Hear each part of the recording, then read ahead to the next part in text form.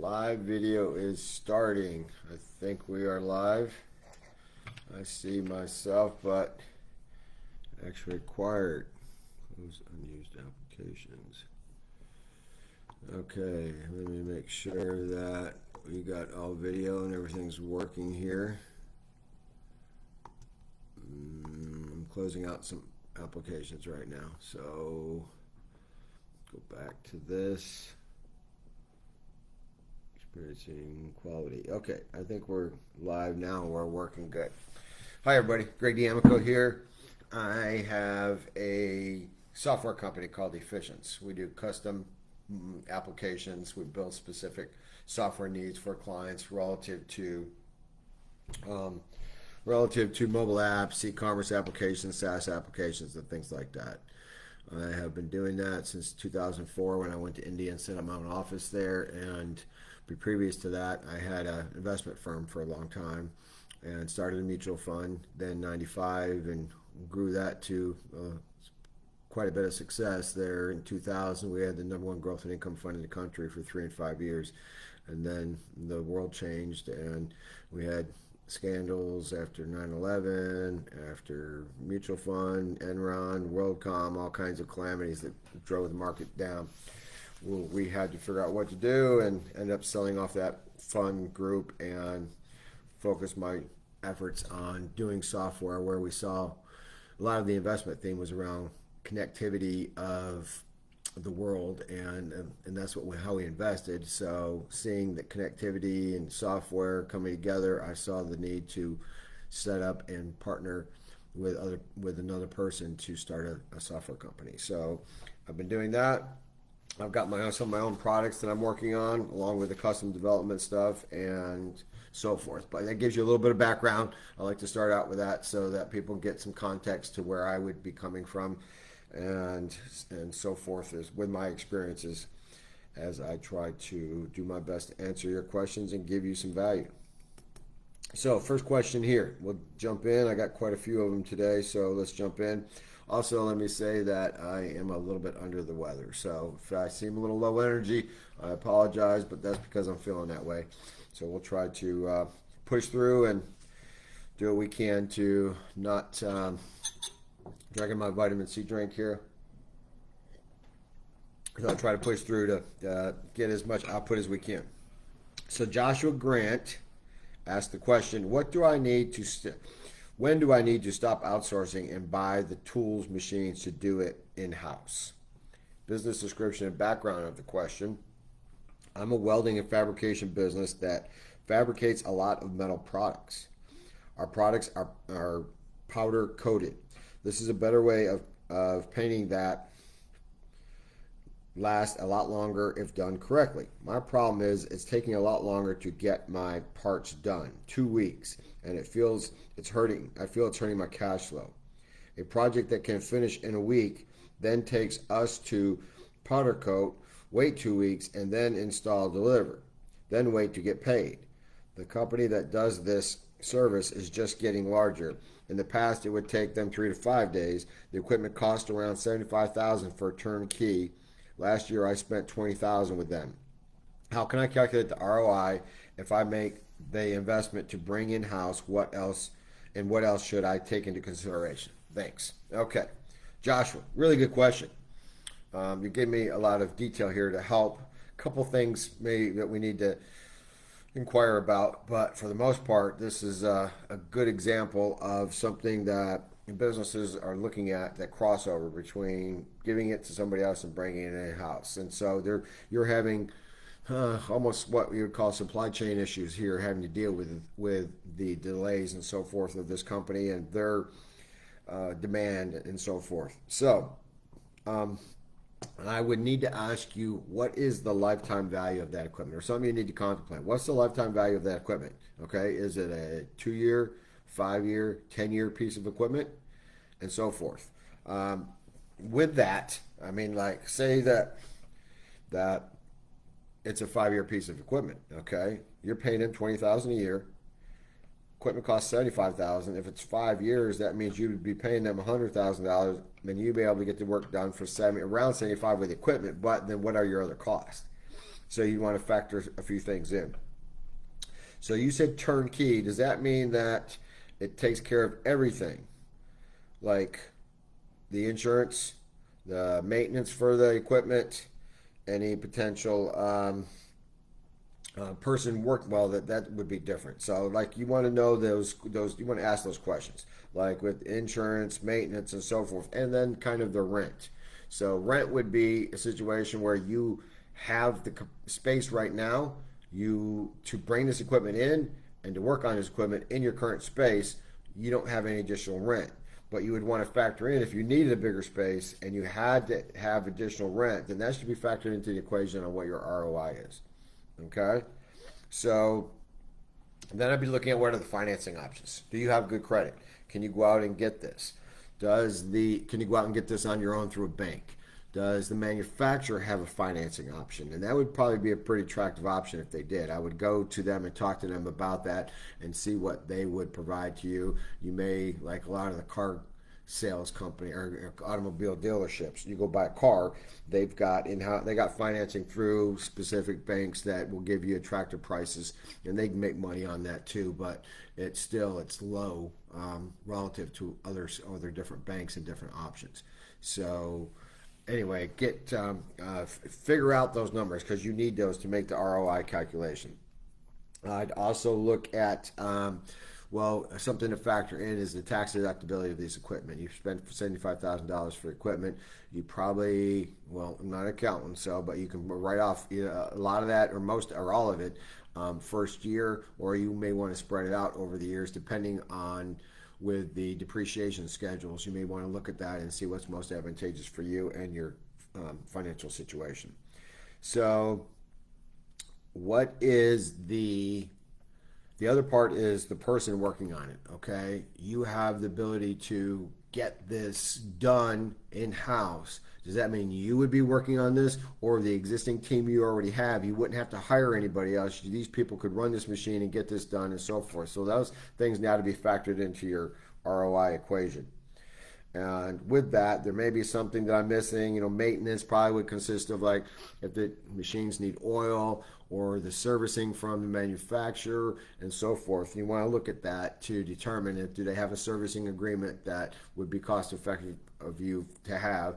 And then the question about time, because the key thing here is these machines go down, it's going to hurt your business. So what does the servicing agreement allow for you to have in the amount of time that it would take to get parts?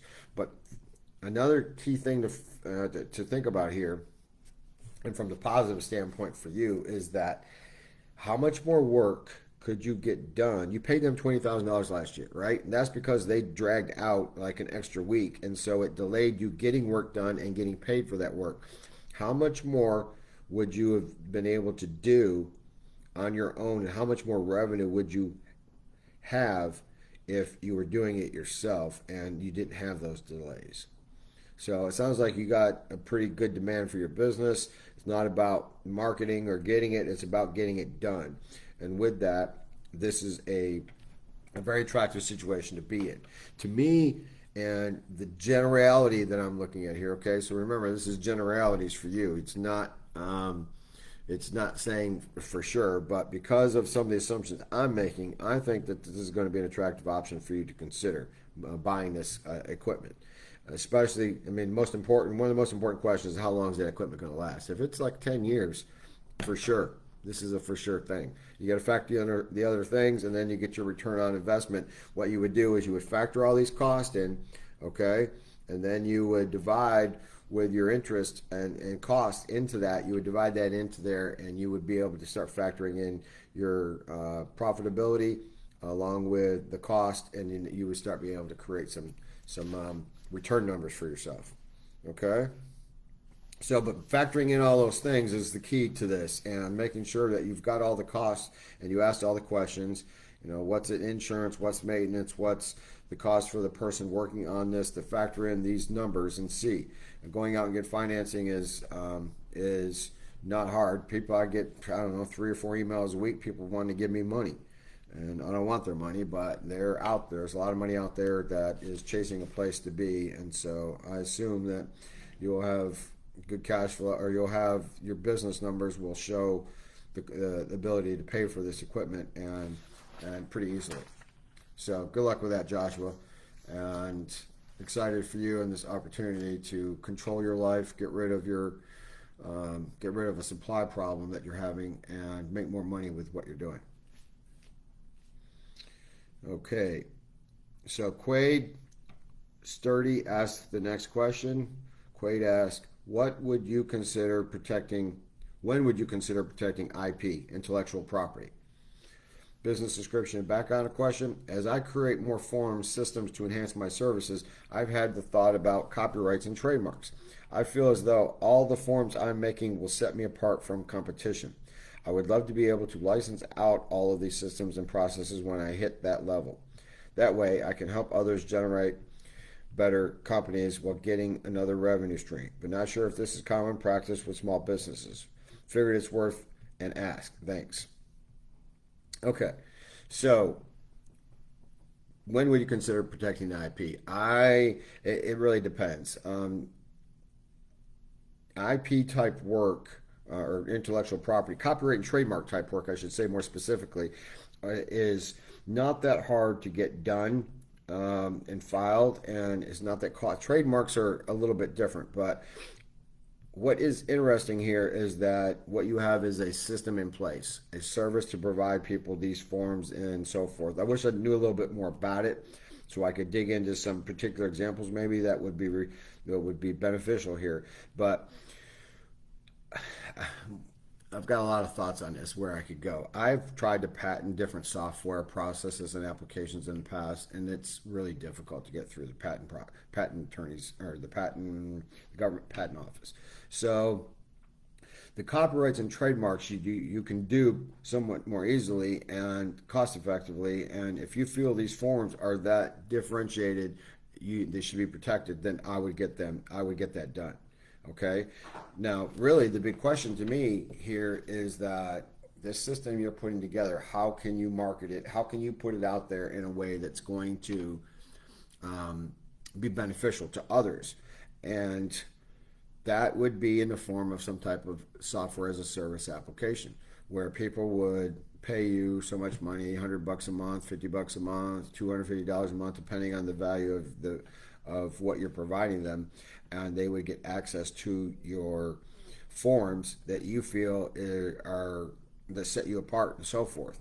The other thing about this that's pretty attractive is that are you and your salespeople using this as a sales differentiator? Okay, Lee Saltz, a very knowledgeable sales guy out there, wrote the book Sales Differentiation, and he talked about how you differentiate your particular products and services from other people. And the fact that you have these forms that are different, is that part of the selling conversation that you're having with your potential clients to get them to move towards you because you have this unique? Does it allow it to be more efficient? Is it smoother? Does it create awareness about things that makes it a time saving or something that's going to set you apart? Create awareness. Is there certain metrics involved in these forms that give people more awareness around their business? So anyway, there's a lot of things to look at here, but you said, do other people do this? You asked. Yes, they do. A lot of times a business has something going on and they spin off an area, or the business pivots relative to something that's more attractive opportunity in the marketplace. And as you continue to run your business, you could incorporate this into a software system that could be sold to others. And once you create it you got it fully created for yourself, you show that it's working, you worked out the kinks, you've built that. Is that built into a software system already? And then you could add the software as a service aspect to it. And that's basically just like renting blocks of it off. Okay, so you got one copy of it. Somebody would sign into your system and they would get another copy of their own that they could use, just like you got with if you're going into TurboTax to file your tax, you would sign in, and that tax system is big and complex, but you would get your own version of your taxes, and it would give you the questions and info that you would help you fill out your taxes. And that's done with like Basecamp, which is a project management software that was renowned for them kicking off this their own tools that they needed to make their business run better as a software company, and then they started selling this software to others, and that was who they became. They became that software company utilizing Basecamp and some other variations of Basecamp that they make so much money of people signing up for their service and paying for them a monthly amount, depending on different levels of it, from $70 a month to $99 a month to $150 a month. So definitely something to explore, but looking at this and saying, how much does this help your business, and then doing a little bit of market research before you go build this thing. I would survey some clients or clients that you work with now and ask them, if you had this type of system in place, would they use it? Would they feel value from it? What would they be willing to pay for it? And so on and so forth. Thanks, Quade. Okay. Next question is Joshua Cortez. Joshua asked the question, am I being lazy?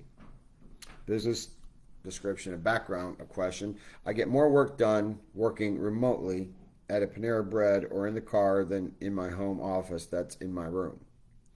My room is small, but the windows are small. I can't see nature. My office desk is in my room, but so is my bed.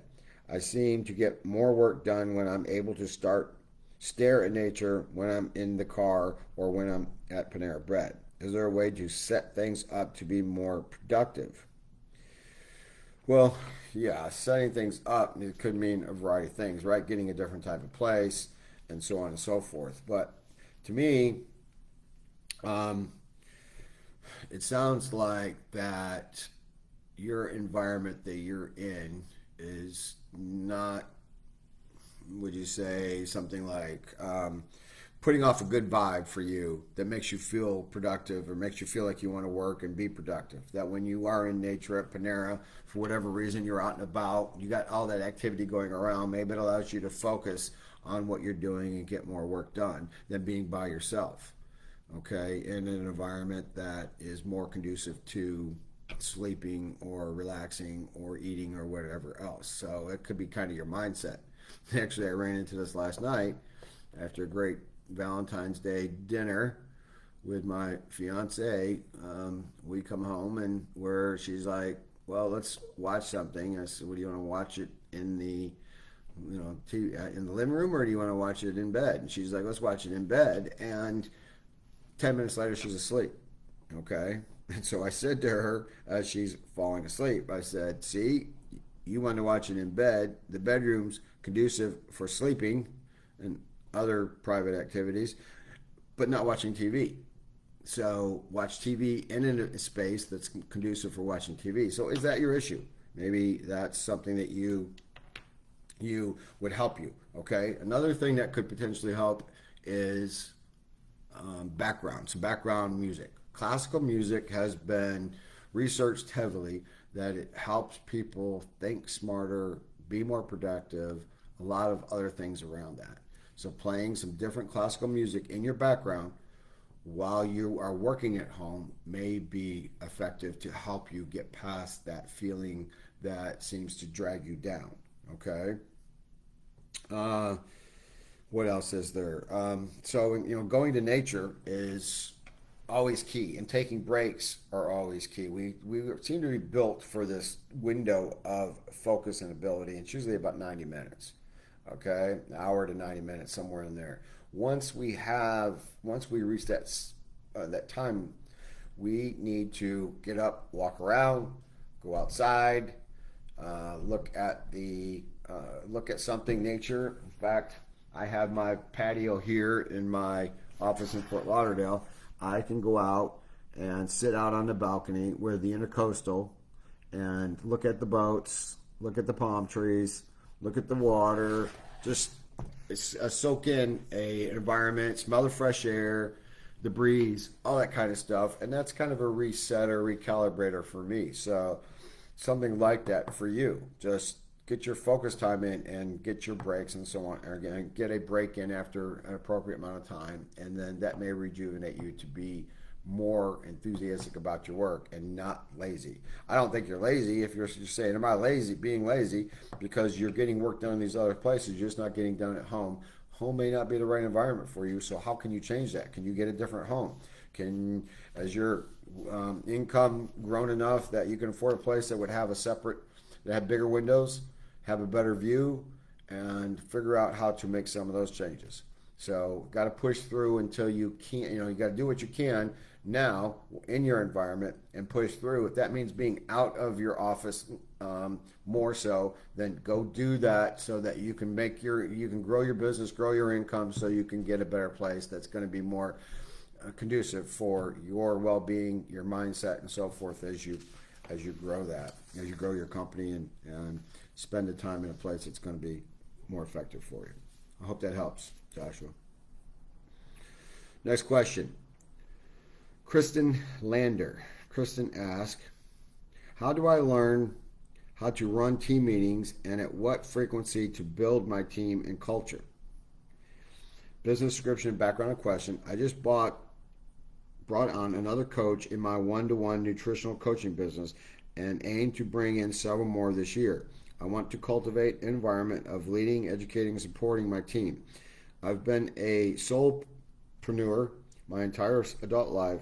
I'm not even sure where to begin. What are the meetings? What would the meetings consist of, and how often?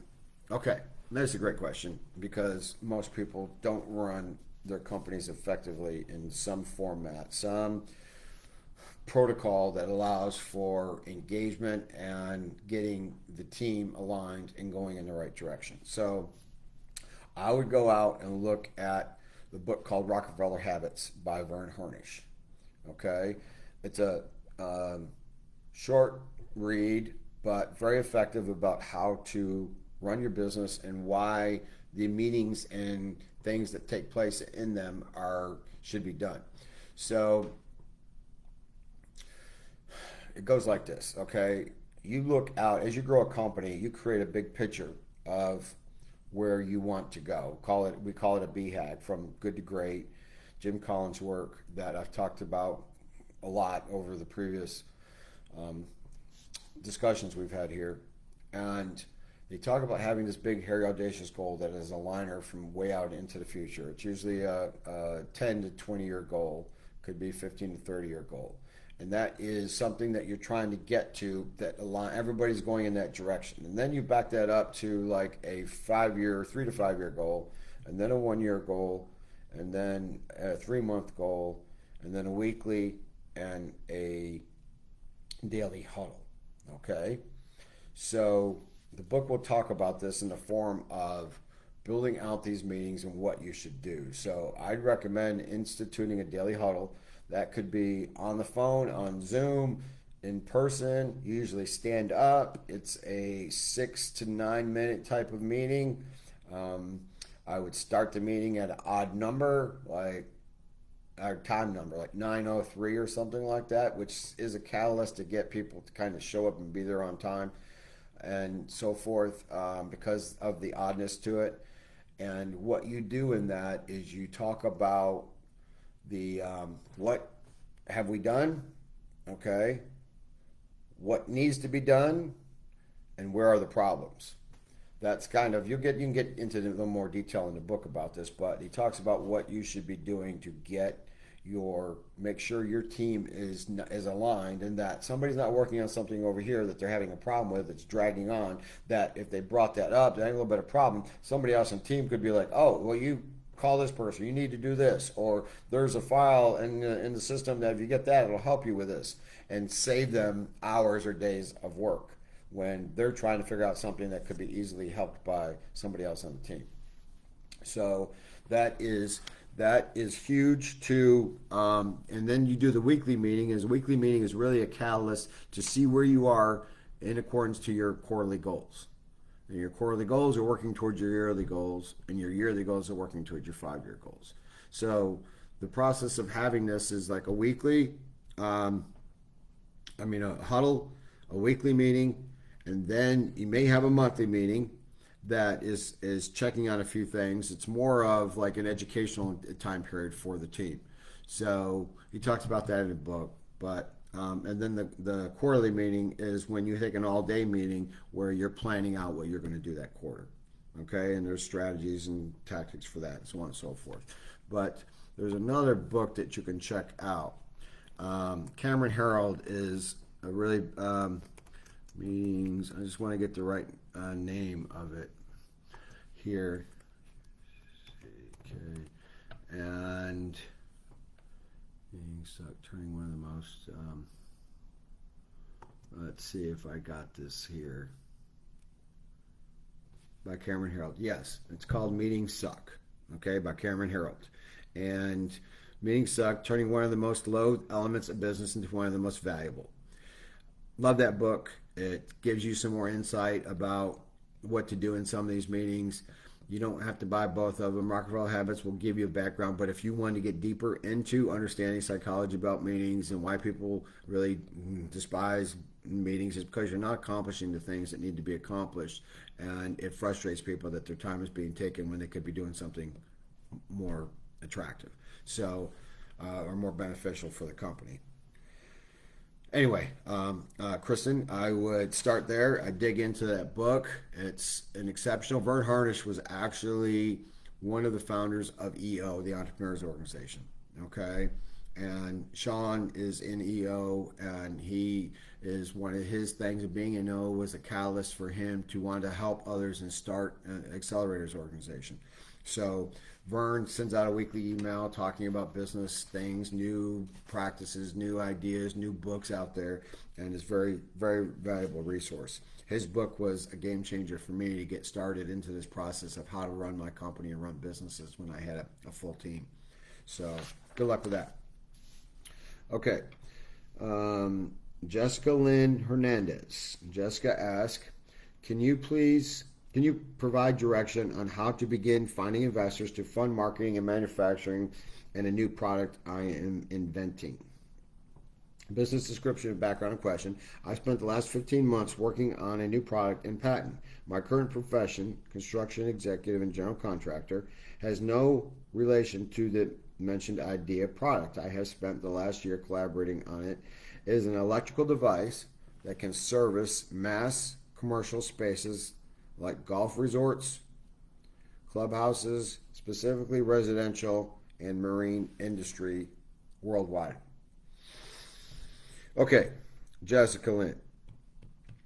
Very creative on your idea of what you've done and the patent that you're working on. So hang on a second. I'm trying to look for something. I'm working on a new product and patent. Okay, so have you filed a patent for this yet? Is it patent pending right now? That is something, because that usually takes years. I got a patent out there that's been working over 3 years now with no feedback from the government at all. So where are you with that? And have you had any feedback relative to what you're doing? Your patent may be a little bit more of the general, easier type of patent to get something done with. So you may have heard something from the government depending on when you submitted this, if you have even submitted it. So the fact that you work in other areas is not a concern, because you're making your money in something else you do while you're working, basically nights and when you can to get this thing done, weekends, whatever. So you've got a desire to create something, put it out in the world, and that's very entrepreneurial and very exciting. So what is the best way to go about it? Well, I really like to know when you say that this device is for electrical device that can service mass commercial spaces. So like people can plug in from wherever they are. It allows for more electricity to be dispersed efficiently or so forth. I'm not clear on what you're meaning by that, but anyway, it sounds pretty cool that you created something that you feel can create value based on maybe something you saw in your work, and usually that's where the best ideas come from. You see this inefficiency or this space out there that is a problem, and you filling that gap. Okay, so hang on, let me get back to the video. I assume everything's going well with the recording here. So you asked the question, can you provide direction on how to begin finding investors to fund marketing and manufacturing and a new product I'm inventing? Okay, so a lot of this has to do with your network and reaching out to your network. What is your social media? And putting this question out to your social media, saying, hey, I'm looking for people that can help with finding a manufacturer for this electrical device, and with a little bit more explanation. Hey, friends in my network, I'm looking for finding some investors that would want to look at this patent pending that I filed on this electrical device, and so on and so forth. And get them to help you with some names. And from there, you can reach out to people, say, in the AO network or other networks that you have that can get you the ability to start talking to some people. Okay? There is as I said previously, I'm getting every week like 3 or 4 emails that banks or finance companies, whatever, want to give me money. Now that's on the lending part, and that may be what you need. So the world is flushed with cash. There's all kinds of cash out there, and it's trying to find a spot. If this idea is good enough and unique, and the monetary aspects of it are attractive enough, you're going to find people that want to talk to you and want to work with you and would want to invest in you. So you'd have to put together some summary stuff of what it does, what the monetization capabilities are, and allow for that to be exposed to these people out there that you're inquiring on and looking to. There is, I would call, or actually just Google some areas of angel investment in your location and see what's out there, and call up. There may be like something supported by a university that helps with options of getting people to connect with investors, or some type of group that's meeting out there.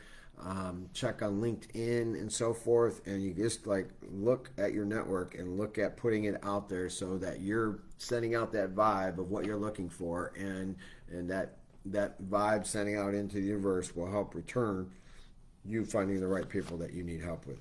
Okay? There's a lot more we can go into there if we get a little bit more meaning as to some of these things, but I think it's a good start for you, Jessica Lynn, and hope that you have success with your patent and getting it exposed to the marketplace. Next question, Dan Bitter. Dan asks, we listed an IT developer as owning 3% of our company on our Chase business application, but I can't find any documentation of the equity split agreement. Does he legally own the 3%? Business description and background of question. This is a long description, so bear with me. I'm a CTO of a tech startup with Todd, the CEO, and we have the majority of the equity. I brought another developer, Will, around January 2020 to help with a skill I don't have, and we agreed he'd receive 3% of equity. But I'm struggling to find anything signed that puts this in writing. It was definitely understood between all of us that he had 3%. This was referenced in a handful of emails and noted in our application for Chase Business checking, savings, credit card accounts. I think, though, we never actually put together a document stating this. My initial equity agreement was the same 3%, and we would have made a copy with my name changed to Will's. The only physical or electrical document I can find is the NDA and that Will signed. I'm guessing I never got around to finalizing things and assumed I was talking about his equity. It doesn't. So unless there's a signed paper that Will kept, I'm unclear if he has a legal claim to the 3% equity. He did good work that helped a ton, but stepped away a year ago when his employment changed and isn't able to join back up with us in a meaningful way. Todd and I have made some great strides, and we're preparing to find our first customers and investors, and a non-participating 3% owner probably won't look great. I like to bring this to his attention and offer a lump sum for his efforts instead of keeping him on the team. Since his priorities don't appear to align with ours, I want to handle this professionally and respectfully without burning a bridge. Furthermore, am I focused on this too much? This is my / Will's first startup and Todd's second. Is 3% worth this worry? Considering this likely dilution from potential angel VC investors, and that only matters if we make any money. Okay, so thanks for that description. It's very helpful, Dan. And so here are my thoughts. Okay, well, first of all, I'm not a lawyer, so anything I say is from experience. It has no legal bearing. When you start a company and you create, say, an LLC or a C Corp or something, usually you have an operating agreement. That operating agreement defines what ownership percentages people have. Okay, that's the key structure that you want to be looking towards to determine if you have it. If you don't have an operating agreement, then the implied intent here is that you guys have made an agreement and you have that in emails. That's legal, discoverable stuff that gives validation to him that he owns it. So like you're saying here, I'd like to have the 3%. I'd like to buy him out. And I would suggest that being a good idea. Why? Because 3% right now of a company that's not making any money is a lot lower amount than it is when you start making money and you start growing it. Then you would have to buy that out. Problem is that you don't have a formula for evaluation, which is good to have an operating agreement.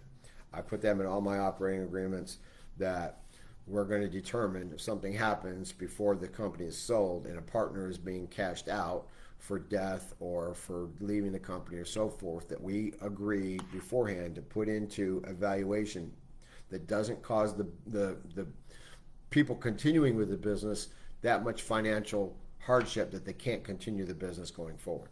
Okay, and everybody should agree to that up front. Like, okay, if something happens to one of us, then we want this valuation. It may not be at the highest amount, but it's a fair amount of what people would be looking at to sell out at that period of time. And then they would get that amount. You would do that calculation where you're at now, maybe times something like what's the cost. If you don't have revenue, a lot of times it's based on the net operating profits of the company times some multiple that you look at on industry standards, or it could be some multiple of revenue depending on the type of company that you're talking about. Like a lot of software companies can be valued at multiples of revenue in a general sense, and then get more deep into operating income and the EBITDA, what they call EBITDA, earnings before taxes, interest, depreciation, and so forth. So what I would do is look at your past here, what would make up the value of your company in some reasonable way, in some way that you can present to him so that it makes sense to him, and that this is the valuation, and then present the offer to him that's what you're gonna buy him out at that amount of money. Okay? Getting it off your books now, it's cheaper. You grow the company, that 3% could be worth, millions or tens of millions of dollars at some point if you have really big success, which hopefully you will. And today, it's minuscule dollars. Now, you ask some questions about, is this worth my time and so forth. I don't really think it's worth a lot of time. And I may not want to do anything if the potential for your success is not having a high probability of getting positive results or getting to some success. Okay, if you don't have a high probability of getting success, you're spending money now for something that's going to go kaput. So in your mind, you're thinking that we're going to make it, we're going to do great things, we're going to push through. But that actually in reality, you got to look at the reality of that. And is that going to make sense for you to spend money now that may never materialize later on, or spend money later that may cost you more money, but you have plenty of cash flow and a lot of valuation to make that transaction happen? So a couple different ways of looking at it. I like the idea if you do have the cash now and he can agree to some moderate amount of money to pay him, given that you don't have any revenue. What I'm assuming is you don't have any revenue or ability to really calculate a true valuation. And a lot of times when you don't have revenues to value calculation, it's valued by cost. How much money has been put into this from a time and an actual cash amount to determine what it's worth. Okay, if you guys put in say 20,000 a piece, you and Todd, then he came in, he didn't put any money, but he dedicated his time to it. Then what is the valuation and what would that 3% look like? I would assume it's pretty small dollars right now. I would get it off my mind, off my books, but only if it's easy to do, if you can justify the valuation and make sense to him and he agrees, then do the agreement, get it done, pay it out, okay, and get it off your mind. That would be my thought, Dave. Again, though, if it's not, I mean, if you don't feel that you have a high probability of success, is you're paying money for nothing right now. Maybe you go a little bit further down the path to make sure this is going to be successful. But that's a two-edged sword too, because it does create a higher valuation if it does look more likely to success. So that's up to you and your opinions and assumptions about where you are as a company and your future potential to zero in on that. Okay, so name of submitter is Rohit Gupta, and Rohit asks, what is the maximum need for ad costs through FB and Instagram? I'm sorry, what is the minimum need for ad costs through Facebook and Instagram? Business description and background question. I was talking to a digital marketing agency. My budget was $100 a month, and they were telling me that's too low. Minimum $600 a month is needed for the exposure they're saying a minimum $600 is needed for the exposure that they will need. Okay. First question I would ask you is, what is it you're selling? How much does it cost? Okay. A good baseline for spending money on ads is to spend money at the level of what your product is. And if you can get one sale of your product in the marketplace, then that's the amount of money you want to spend. Okay, so let's do an example. For example, you have something you're selling for $100 out there in the marketplace, and you want to run ads to it. Okay, I would spend $100 in ads to see if somebody buys one $100 unit of what you're selling. If you don't get any sales, then you got to retrace how you're selling it, what your offer, what your hook is, how you're getting attention to it, and maybe recreate ads and try again. But I would limit it to that number. So this was a good equation that Russell Brunson, who I've talked about before, in his book Traffic Secrets. He's got 3 books out. Traffic Secrets is appropriate for what you're talking about here. They even have a chapter about doing Facebook ads, doing Instagram ads, and other stuff in the book. So, and he talks about this example of how much money you spend. So, in directing a funnel, you want a funnel for what you're doing and driving. If you don't have a funnel, if you just have a website for people to come to that they could be all over the board, a funnel drives them in to get one specific thing done.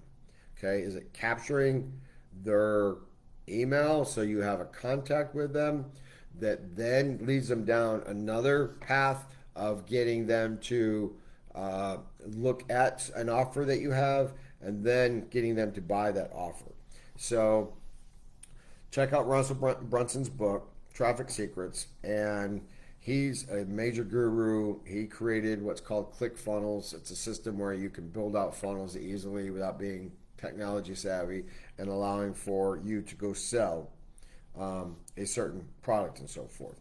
So the ad thing is, I've run into that a lot, and you don't have to spend the $600 they're talking about, but it's going to take you more time. So what happens when you do ads and you start putting ads out there? You get feedback about what's happening with the ad that you're offering. Okay, It starts developing more intel for you about what your lookalike audience is and what your target markets are and where they're coming from, so that you have the ability to continue your ad placement in key areas that will help boost sales and drive sales to the in the right areas that you're looking to get, or they'll come from areas of sales that people are willing to spend money on your particular product. That's what it does. So if you start out at $600 a month, you're going to learn faster with that ad spend about those areas I'm talking about, your target market, your lookalike audiences, and so forth. It's going to get you to a place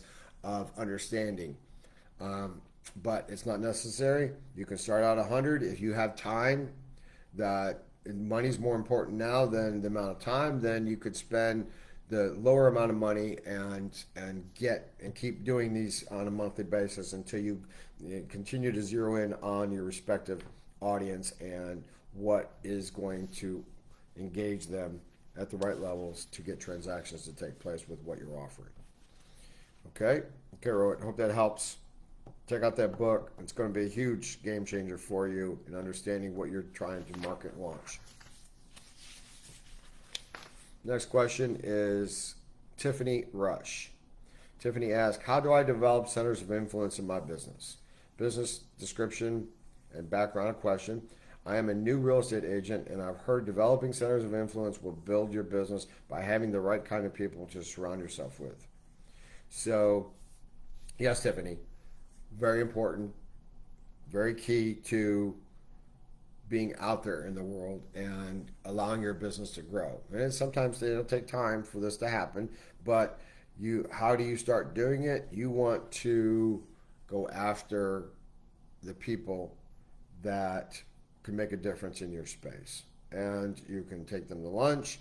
You can do a gifting program to them, and to get out, once you get a relationship built, and start giving maybe some gifts to them that allow for your relationship to build, and trust and influence will be created when you do that. Okay? Like I said, taking these people to lunch and digging into who they are and so forth. So who is that? Like, is it, are you talking about a title company, maybe having a relationship with title companies that would be able to send you clients? Bankers that focus in the real estate financing area, being able to get relationships with them so that, hey, got new customers, got a thing, they want to buy a house but don't have anybody yet. Hey, go talk to Tiffany. Okay? And we're searching them out and to do so. So let me give you something that could help you here too. Okay, so you take people out. Well, what do you do? How do you build that trust? How do you build that bond? That's a key thing of a program that I'm putting together now with Eric Maddox, the guy who caught Saddam Hussein through interrogations he did, not by doing waterboarding, but by asking questions and really getting on what he calls getting on somebody's stage. That means you're in their world. You're helping to understand them. You want to know about them. And when you do, you create a high level of trust that will lead to helping to influence other things that you want and outcomes that you want.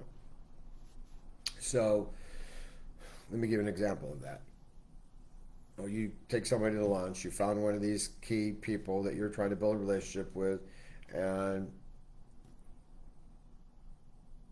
you sit down, you're talking to them, and you ask the question, you may ask the question, so how's things going with you? And they may come back with, oh, I had a really long weekend.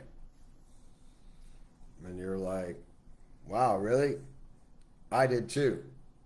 I had all these leaves that I had to rake. I had all these snow I had to shovel. My kids were chaotic. When a kid fell down and cut open his knee, had to go to the hospital for 3 hours. Okay, what just happened there? When you ask them the question, or you open things up, hey, how's things going? And, oh, well, I had a really long weekend. What do most of us do? Most of us come back and say, yeah, I had a really long weekend, or I had this, or I had that. So what just happened there? Well, when you ask that question, that person was talking from their stage, from where they are. And when you come back, when any of us come back and we say, well, yeah, I had a long weekend too, I did this, that, and the other. that's just bringing them back onto your stage, which does not build trust and influence in their world. Okay, so when they said, "I had a really long weekend," you're like, kind of, you didn't really. What made it so long? And then they start talking. And when they start talking, well, my kids had my kid fell down and cut his knee and had to go to hospital and spent 3 hours in the hospital. Oh wow, is he all right? What? How many stitches did he get? You feel like it's going to heal? I mean, like, you just ask questions relative to being in that space and being in their world, not like, oh yeah, my kid he fell down, hit a knee. Oh yeah, my son, he did that once. We were at his grandfather's house and he came running outside. He had the door open and he tripped and there was this metal piece on the door and he sat down and cut his knee. Okay, that's actual true story. But it's putting them back on my stage. It's not building that influence and so forth and making that happen. So anyway, that gives you some feedback, some ideas to how to work through this. And let's see, I've got a low battery power here, so I need to plug in. Hang on 1 second.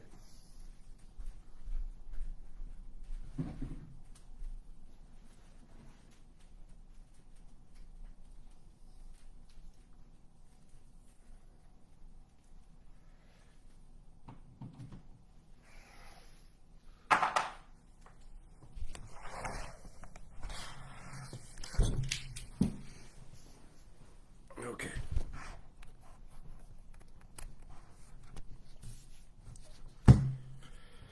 Okay, there we go. I won't die, and I'll be in the middle of a question, so I wanted to get that fixed. Okay, so next question. Mark Rodriguez asks, how do I transition to a different professional segment business model that will create ongoing residual income? Business description and background question.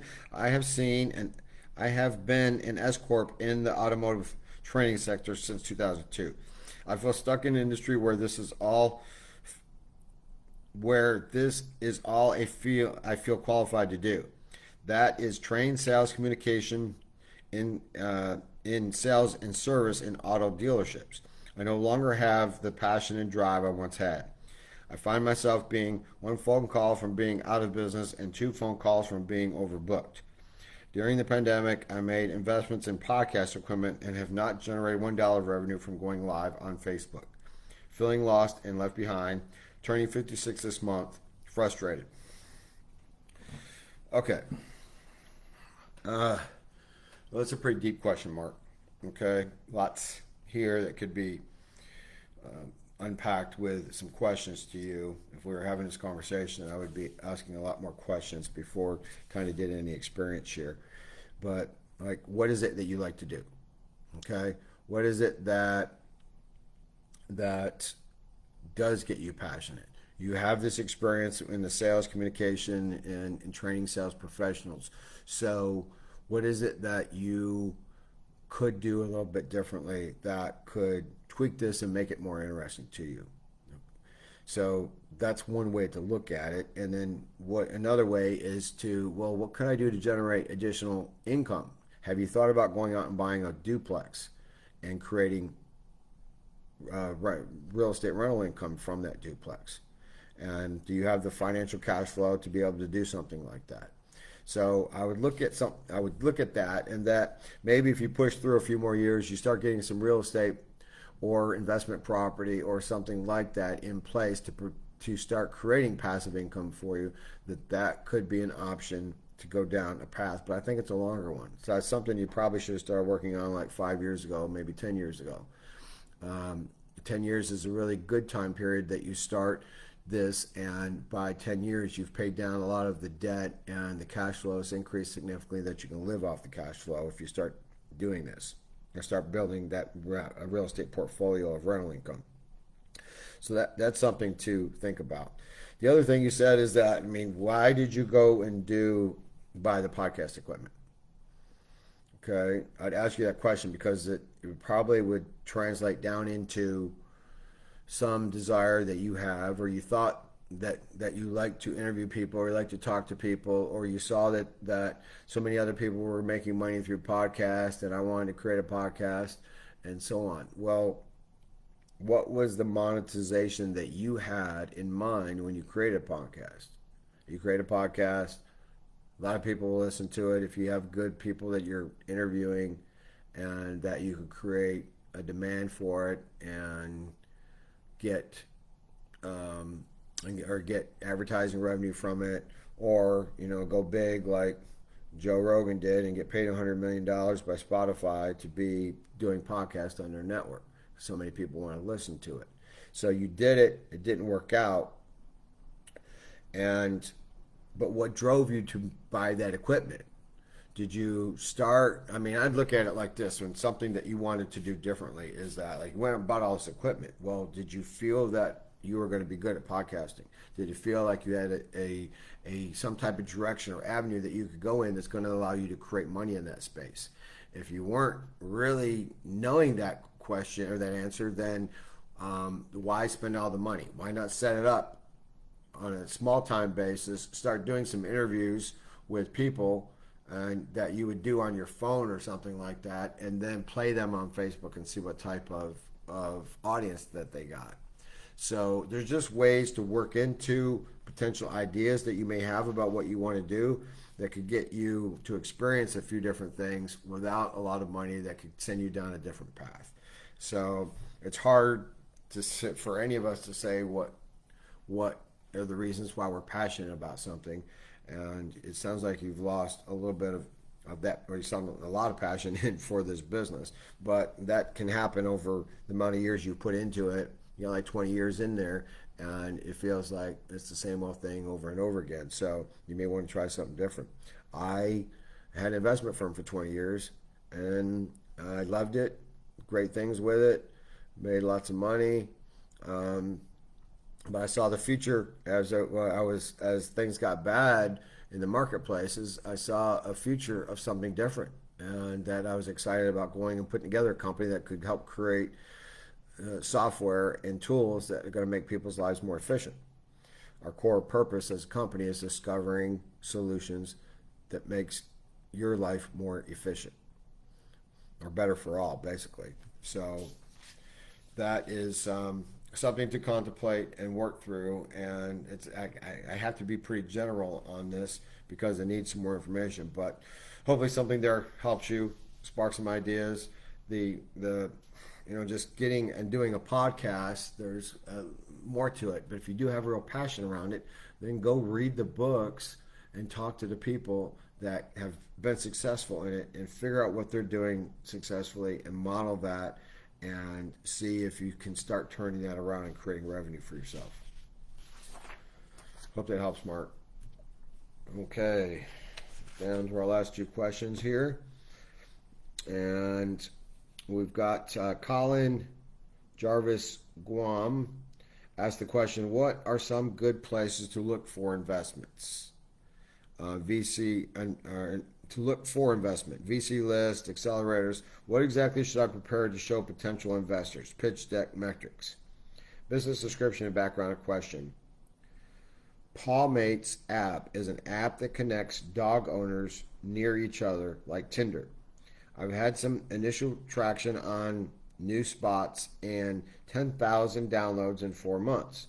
I'm working hard on branding thanks to a discussion with Sean, but need some significance on funding and where to find it. Okay, Colin, let's see here. As I said previously, there's a lot of people out there throwing money around or have money to throw around and direct in areas that they feel could be valuable and so forth. The fact that in 4 months you have 10,000 downloads is intriguing and it's interesting. So what happens when you have those downloads? Like, and really what I'm asking, what's the monetization program that you have in place? Are you selling each download at say 99 cents or $1.99 or something else and making money that way? Or was your expectation to download for free and then monetize by maybe potential ad revenue, or maybe potential products that would be sold through dog products that would be sold through the app, like dog food? And would you develop a relationship with some chains of distributors that you could sell products through, and you'd get a percentage of the sales that came through your app. So there's a couple different ways of monetization, but you don't talk about that. So I don't know where you're going with it and so forth. But your question is, how should I look for investors and so on and so forth? Well, you've made some traction, you're getting some sales, so you want to put out things that is key, like these 10,000 downloads. How did you get them? And what is the real area that they're going to want to know is the monetization model. What's going to work? What do they see? When you tell them in a short sentence, like, yes, I have an app. It's called Palmates, and I'm connecting dog owners with each other so they can share ideas. They can talk about references to vets that they like. They can talk about the different foods that they provide their dogs, and this kind of interaction and community is being built, which has a lot of value. And that value is created either through people becoming more popular, and then you start charging for the download because people want to be in that community, or in that the ad revenue that you can get from people that want to come and sell the focus right to the dog owners. That's going to be a very attractive market. You got 10,000 people that are very passionate and focused on their animals. And when you have that, then animal supply companies will be like, I need to be advertising on that because that's where I'm going to get sales from. And that can create a great revenue for you. So the pitch deck metrics are keys to that. It's talking about where the creation of the app, why you put it together, how you're going to build that community so that you create what's called a network effect. The more people you have in an environment, the more valuable it becomes. That's the network effect. It kind of like simply to look at as like a fax machine. You have one fax machine, how valuable is it? It's not, because you can't fax anybody else. You have two fax machines, then somebody else has one, you have one, and then you can fax each other, right? Very limited value, but there's something there. And then as more and more fax machines come online, then you have this whole cross coordination of interactions that take place that allow for exponential growth and value creation.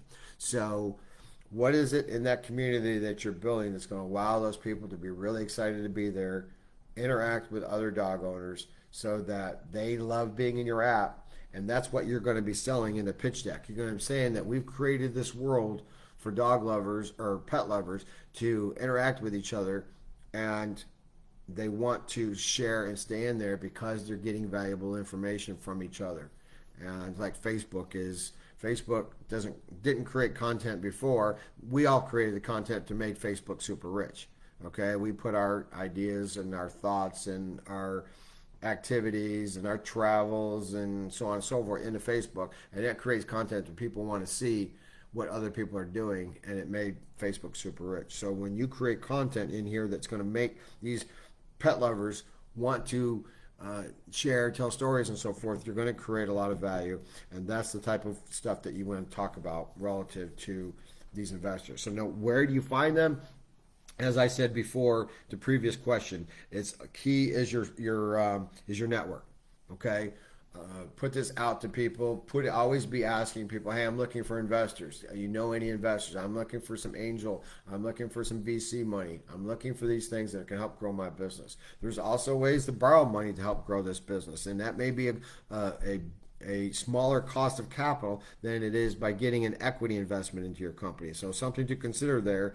And I haven't talked about that a lot previously, but there's companies out there that are loaning money off of different software as a service applications, and I think of stuff like this with apps.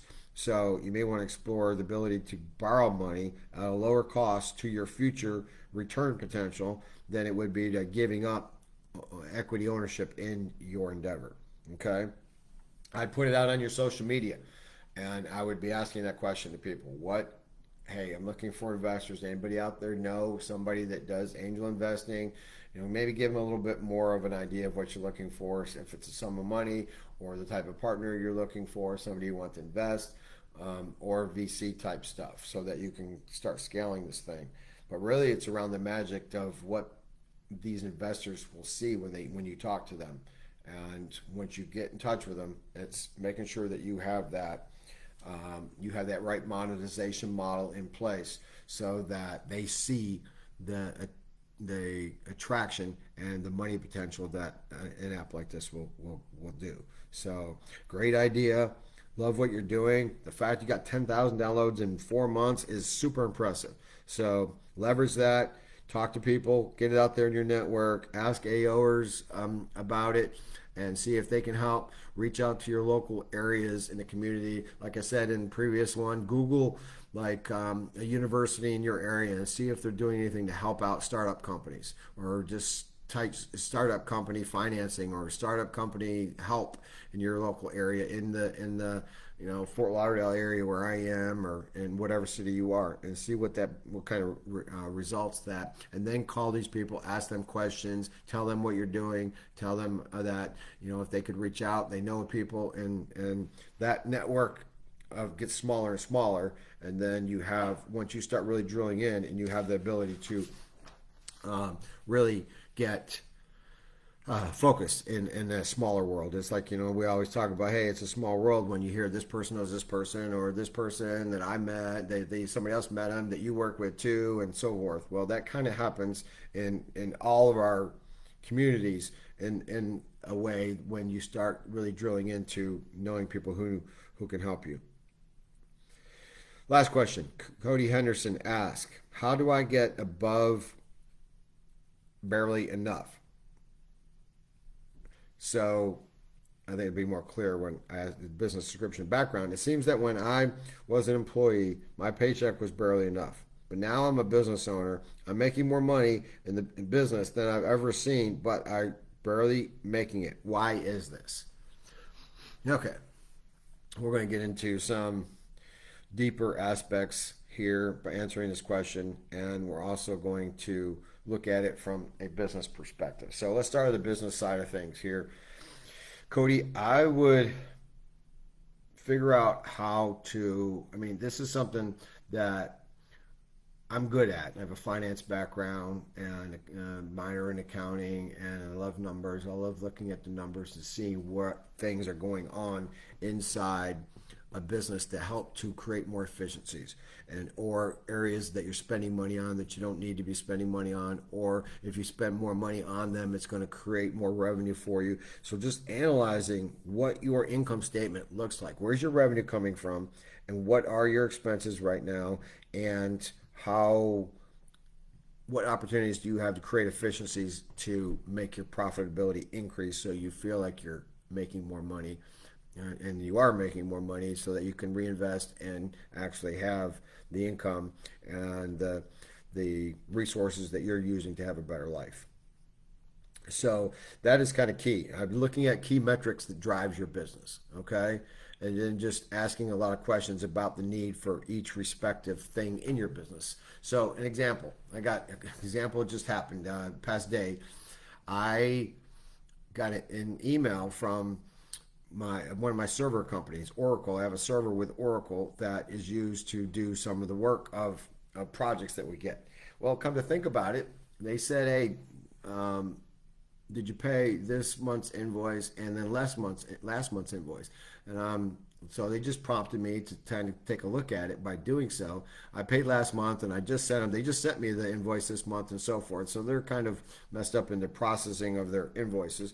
But I looked at it and said, okay, I'm only paying like $115 a month or something for this server. So I said to my team, I'm like, are we even using the server anymore? And then given some thinking that went through, it's like, I hadn't asked this question in a while, but it's like, no, I got two different teams. One team says, no, we're not using it. Another team says, no, we're not using it. So here I am paying $115 a month for something that's not being used. Okay? It could be as simple as that. Now that will add up. I also realized that I have an Amazon web server that different applications I've built were hosted in this Amazon server to get them developed and get them built. But now that they're built, I was continuing to pay for the hosting of these applications when the client should have been taken over by the client. So here I have like $200 a month coming out for these servers, or for the 3 different clients that had work that we've done, and they were running through my system that we have just in the past week pushed through to the clients. So that should dropped it down to barely nothing. And so I'm saving a few $100s there. Okay. It's just asking those type of questions about what's going on in your business, looking at the people in your business, looking at how efficient they are and if they're creating a lot of value or if they're not creating value, and figuring out how to do that within your business. Okay, so that's kind of the business side of things. Now there's a different side here that I want to talk about because it's important. It's something I dealt with. I didn't grow up with much money, okay? And I was like, when I wanted some money, my father would be like, well, money doesn't grow on trees. And this and that and the other. Do you think money grows on trees? It doesn't. So, suck it up. And with that, I developed a scarcity mindset. That means I was limited on my thinking to everything. There's not enough of things. There's not enough time. There's not enough money. There's not enough of people that want to help you. And it was the scarcity mindset that you have to break through and achieve a higher level of vibration and an abundance mindset. Okay? The mind can only focus on one thing at a time.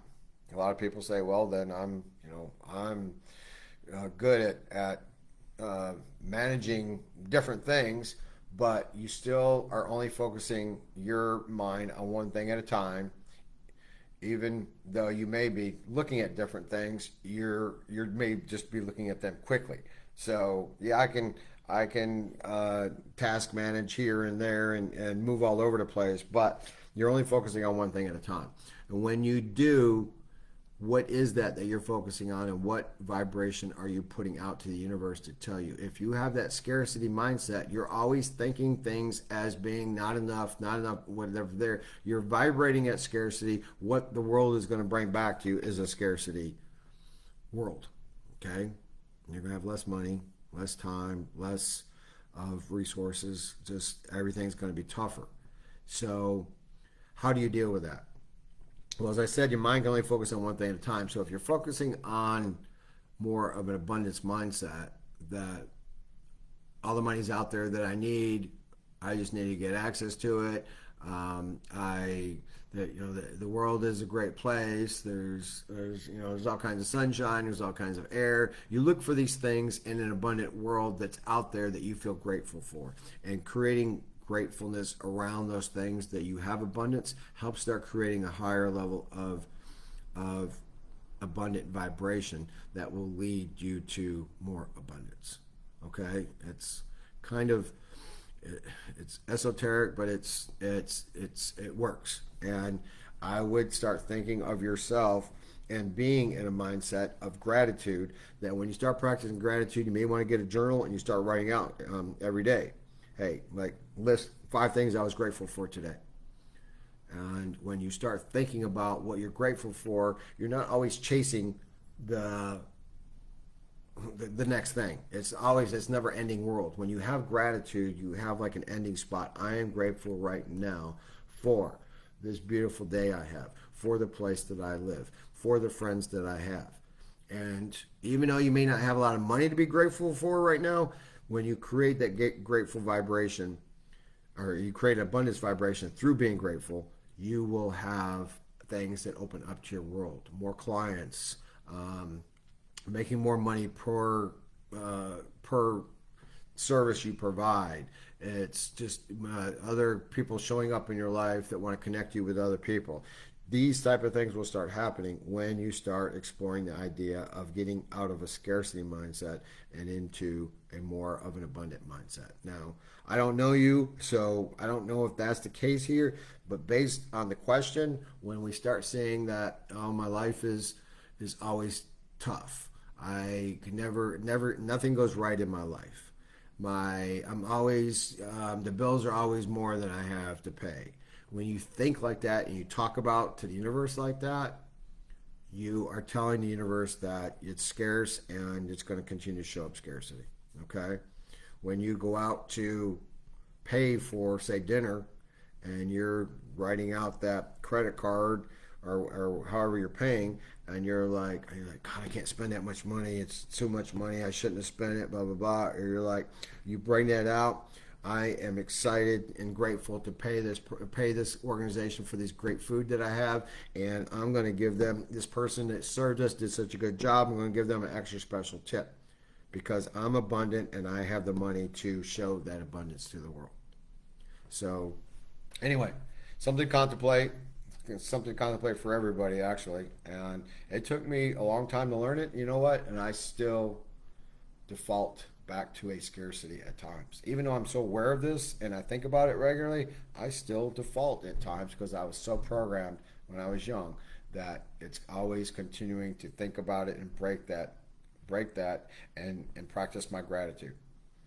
Anyway, hope that helps. Good luck to you, Cody, and look forward to any feedback anybody has out there. That's probably one of the longest sessions, 1 hour and 15 minutes that I've given, but a lot of great questions, and hopefully some good sharing there that could help with people moving forward in some way. Always about value creation. When you put value out in the world, that's what you are going to get back, something of value. Also something to think about, Cody. Think about your business and what you provide to people in a positive, valuable way so that you know when you're getting paid for creating value in the world. Take care, everybody. Till next month. Have a good one, and onward and upward. Bye now.